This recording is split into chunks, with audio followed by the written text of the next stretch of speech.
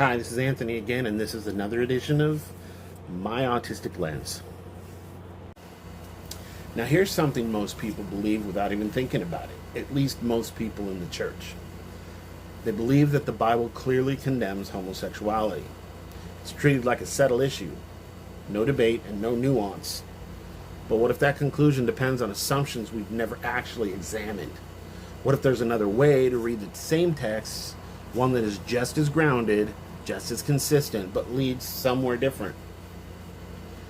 I'm not here to tear down Scripture. And I'm not here to replace one rigid interpretation with another. I'm here to do something much simpler. I want to show you a different lens. Because the truth is, people don't just read the Bible, they read it through a framework. And different frameworks can take the text seriously and still arrive at different conclusions. So let's start with the foundation. The Torah, also known as the Old Testament law. When the law speaks, it's not vague, it's not symbolic, it's specific. It's if something is forbidden, it says it clearly.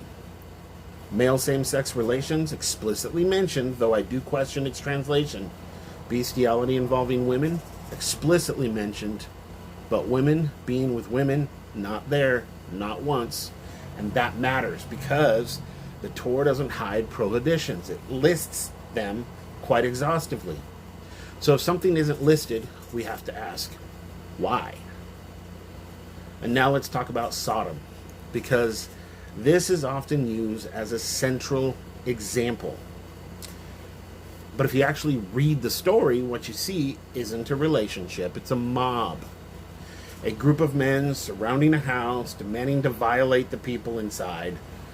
That's not love. That's not even partnership. That's power and dominion. And later, when Scripture reflects back on Sodom, it doesn't say their sin was sexuality. It says it was pride, excess, and failure to care for others. So now we start to see a pattern. The issue isn't simply who is with who. The issue is whether harm is being done. And that brings us to Yeshua.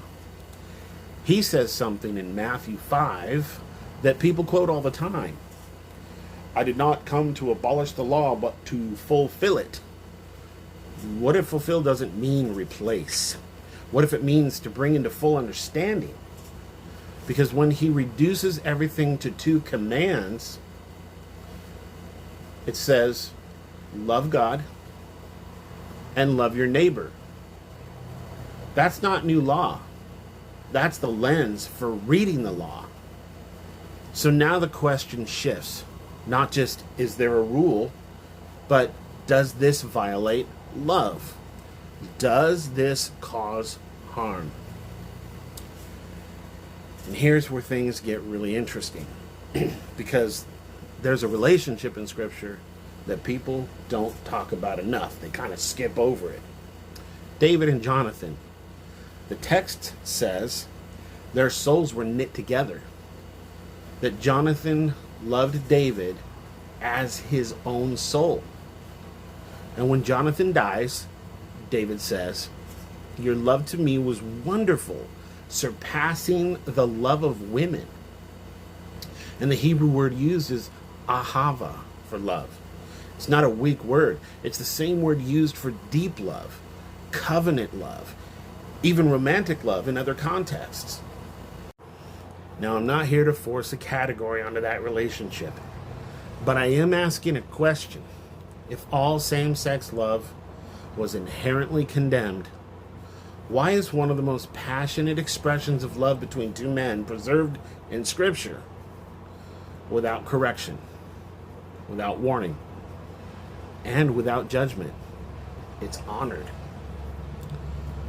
So, what do we do with all of this? This is where I think we've missed something very important. The real issue isn't just interpretation. It's certainty. We've been taught there is only one way to read these texts. But what if there's more than one lens that still takes Scripture seriously? Even in the earliest communities, that was already happening. Paul writes in Romans 14, be fully convinced in your own mind, and stop judging each other over disputable matters. That means disagreement existed and unity was still expected. So maybe the goal isn't to eliminate every difference. Maybe the goal is to understand what actually matters and learn how to live without dividing over everything else. Now, I'm not asking you to agree with me.